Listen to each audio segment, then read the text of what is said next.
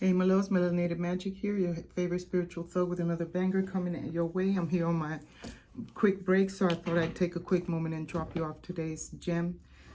Today's gem is about why your soul is so tired. You ever feel so drained and tired and exhausted? You just feel fatigued, you have no energy, and you just feel drained for no reason, no matter how much you rest or try to do things to refresh your energy. It seems like nothing helps. That's probably because it's a spiritual thing, because people will come and drain you on a spiritual level. Sometimes you're not aware, but there are people who know how to drain a person's energy, like an energy vampire. And not all energy vampires are bad vampires, but there are, just like they have good and bad witches, etc., right? You have dark, you have light in everything. So these energy vampires come and suck the life force out of you, your energy. So they thrive off of that. And your soul is just drained and exhausted. And so that's where you have to go digging to see, is it a spiritual thing or is it a physical thing? Am I getting enough exercise? Am I eating well enough? Am I getting rest? You might have insomnia. You might be a person who sleeps very lightly and wakes up easily, so you can't get a full night rest.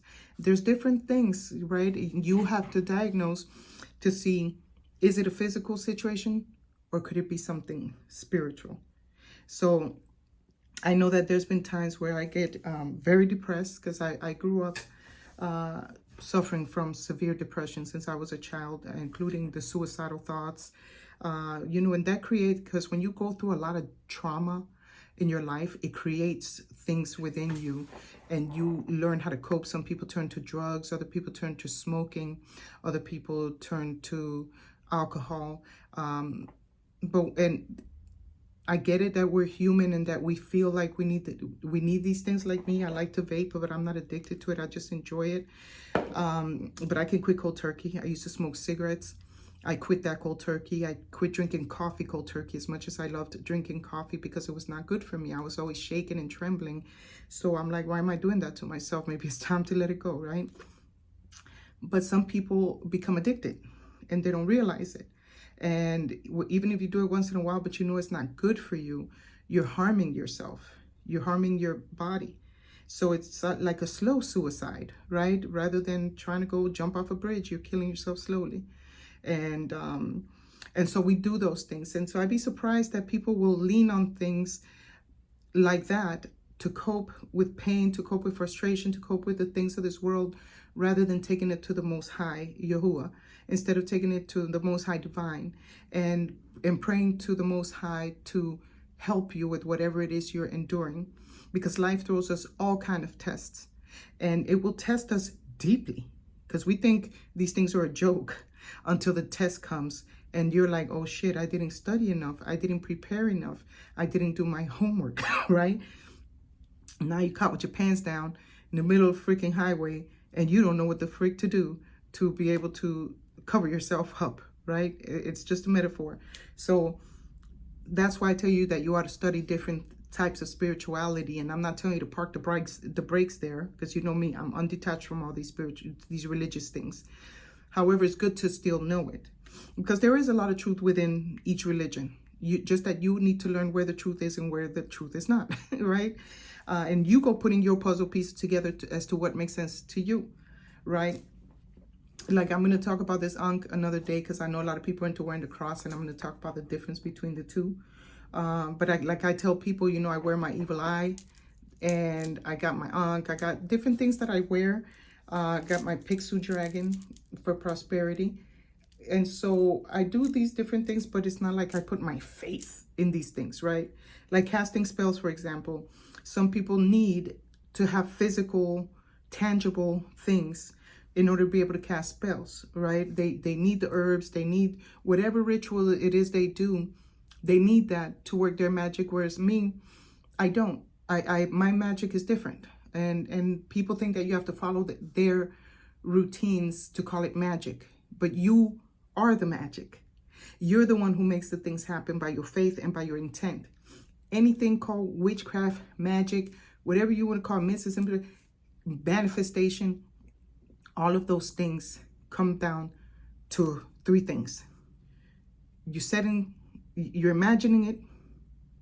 Now you're visualizing it and living out what you imagined, and you're setting the intent as to what you desire to bring forth from what you imagined and visualized. And once you set that intent, you got to have a fourth one, my bad, your faith. Without faith, you could do all of this. You could plant herbs. You could get moon water. You could, get a star in your name. Without faith, it is silly to think that you can manifest anything at any level. So I've heard people tell me that they can undo spells that they've done to help me and stuff. I'm like, do it. I serve the Most High.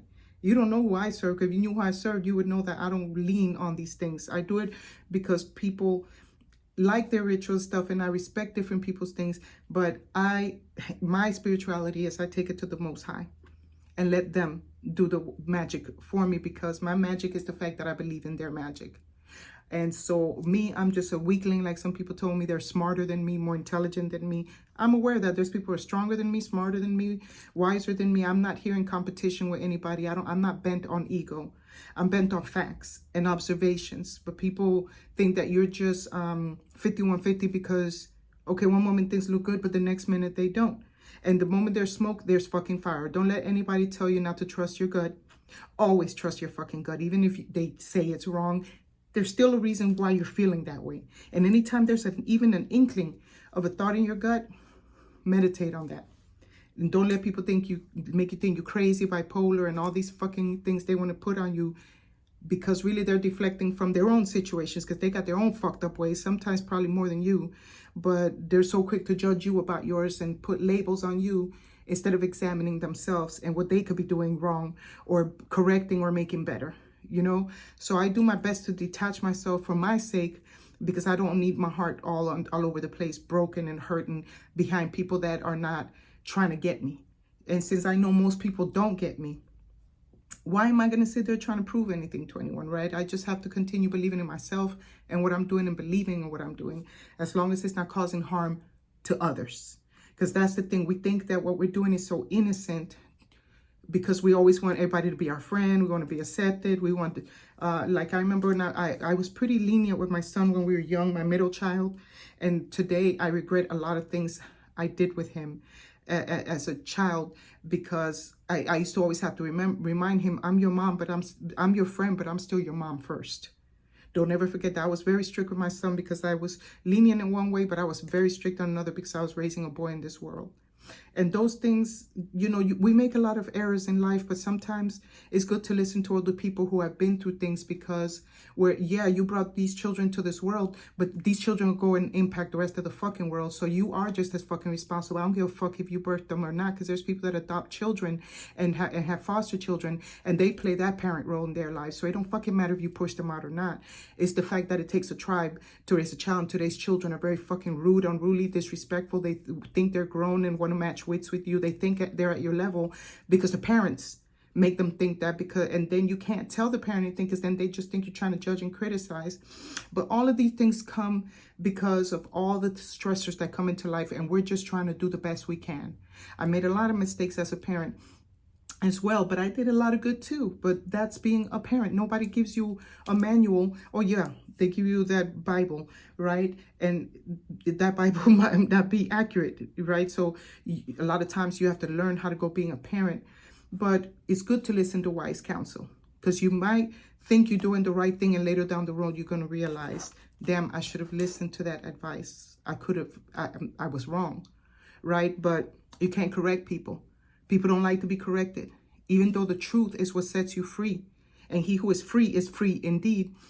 Most people don't want to be free. They want to be free in the way they believe they're free, even though they're not really free. So again, most people get bent on emotions and fall apart because it's about worshiping their ego above all things. I have to be right. It's my way. Nobody could tell me. I can't listen to another person's advice because it's how I say, So, hey, it's your fucking world, and you go live it, but you go live it over there, and I'm going to stay over here, right? We're going to have to agree to disagree, because it's draining my soul. It's making me tired. It's making you tired. And some people do it on purpose. Some people don't.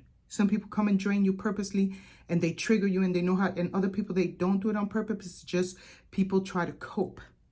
Like, I remember there were times I was so drained and fatigued. My soul was so tired from all the things in life and trying to figure it out. And it seemed like I couldn't do right for nothing.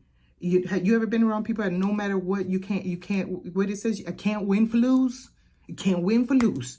If you say this, you're wrong. If you say that, you're wrong. If you do this, you're wrong. If you do that, you're wrong. You're never fucking right in some people's eyes because they're always fucking waiting for you to fuck up. Whereas you observe things that are valid, and you can't tell them the same thing they tell you. They could come and dump on you everything they think about you, whether it's true or not, or will let you go dump on them, and all of a sudden you're the bad guy, you're the bitch, you're the asshole, you're this terrible human being because you put them in check, and you try to do it in as loving way as possible. But no matter how loving you try to tell people things, the fact that their mind is already on the defense, just leave them the fuck alone. That's what I've discovered. I try a couple times, but I don't like telling people about their parenting skills or their friendship skills, because if you are not a kind person, you got to go and realize that you're that asshole, and that it's not always somebody else.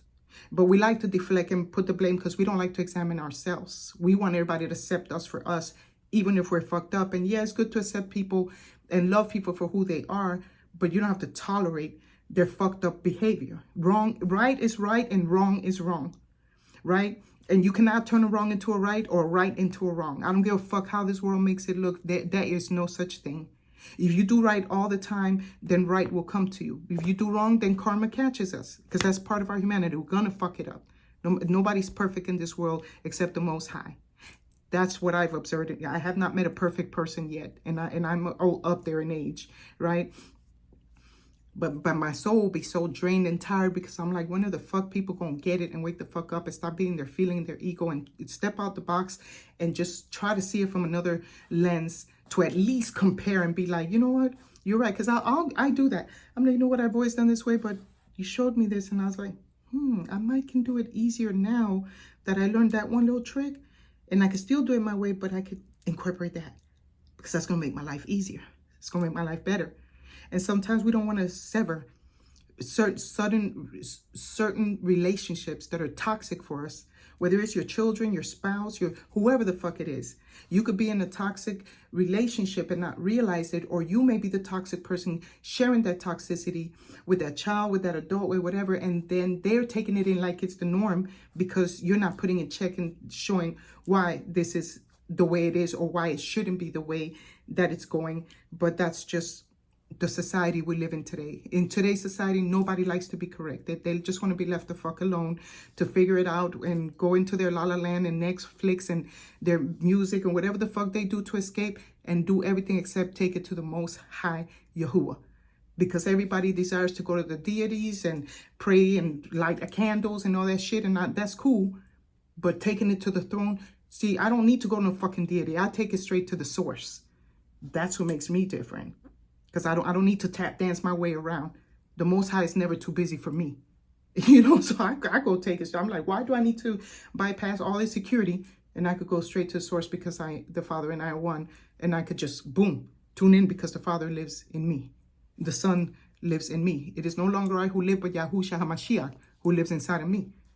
Some of y'all say Jesus Christ. Some of you, it's not you who live in it. It might be Jesus living in you, but me, it's not Jesus here. It's Yahusha and Yahuwah. That's who I believe in. That's my personal business. That's who I'm entitled to believe in. You don't have to believe in who I believe in. You don't have to serve who I serve.